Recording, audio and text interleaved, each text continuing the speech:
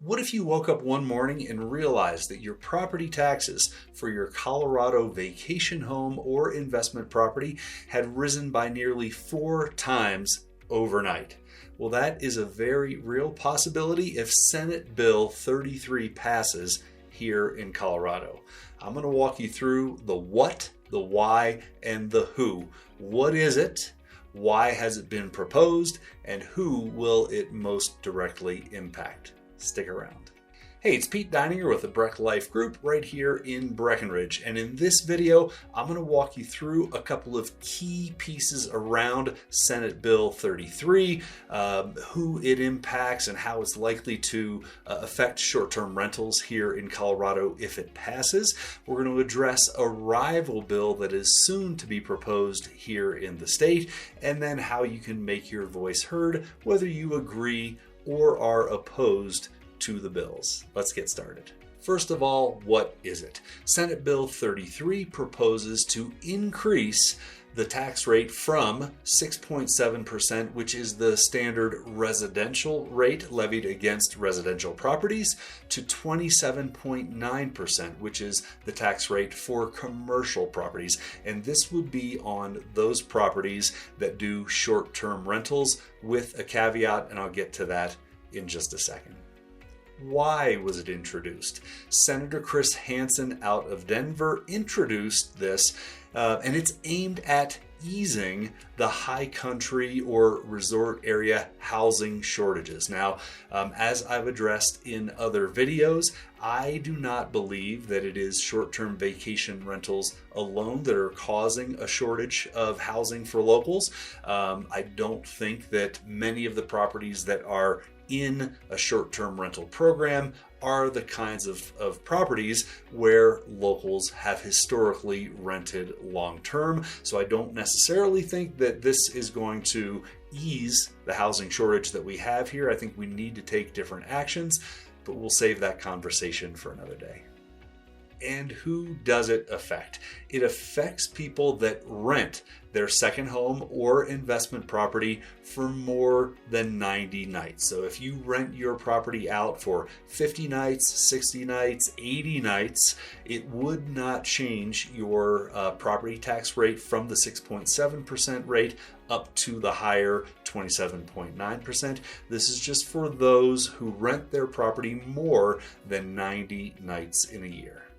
What are the possible ramifications if this passes? Well, aside from the fact that those people who rent more than 90 nights would see a quadrupling of their property taxes, there are currently estimates put the total number of rental homes in the entire state of Colorado at about 24,000 roughly. In a recent study of 2,500 short-term property owners, they asked them what they would do if this was passed, and the great majority of respondents said one of two things. Either A, they were going to sell their properties because 4 times higher taxes would make it unsustainable for them to keep their property. The carrying costs would just be too much. So we would probably see a glut of inventory come on the market as people decide they can't keep their rental properties here in Colorado. Secondly, many people responded that they would simply reduce their number of nights rented to below that 90-night threshold, which means that we're now going to have a severe shortage of available properties for our tourist guests in which to stay. We have more demand for our beautiful Summit County than we have hotel beds to put them in. Now, I did mention that there is a rival bill soon to be introduced to the Senate, and I'll tell you what early reports are saying about this bill and how it's going to approach taxes. It proposes that same increase from 6.7% to the commercial rate of 27.9%, but it comes at it from a different angle, not based on number of nights rented. Instead, it looks at the number of properties that any owner has. So let me give you an example. If you live in your primary home in Denver and you own a second home in the mountains, in Summit County, Steamboat, Crested Butte, wherever it is, and you love to enjoy time in the mountains, but you can't be there all the time, so you make your property available as a rental property. That would be considered your second home. This rival bill will allow for primary residence and a second residence to be taxed at the residential rate. It's only when you get to a third property, a fourth property, or a fifth property that those properties would be deemed investment and then taxed at that higher commercial rate. Now, why is this important to you, my Summit County audience? Listen, so many of the people that we have helped purchase their dream homes here in the mountains are just like you. They live somewhere outside of Summit County and they were drawn to the mountains for the same reason that brought me here. They love hiking, they love biking, they love skiing, all the outdoor adventure, less traffic, beautiful views. Everything that brought me here is why people buy a second home in the mountains.